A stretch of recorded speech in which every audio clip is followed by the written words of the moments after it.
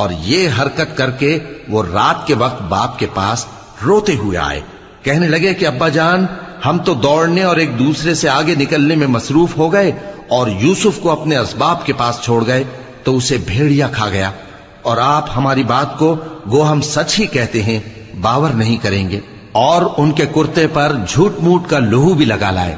یعقوب نے کہا کہ یوں نہیں ہے، بلکہ تم اپنے دل سے یہ بات بنا لائے ہو۔ اچھا، صبر کہ وہی خوب ہے، اور جو تم بیان کرتے ہو اس کے بارے میں اللہ ہی سے مدد چاہیے۔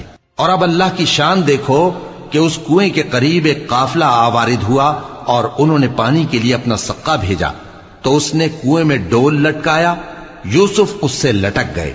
وہ بولا، زہے قسمت، یہ تو ایک لڑکا ہے، اور اس کو قیمتی سرمایہ سمجھ کر چھپا لیا۔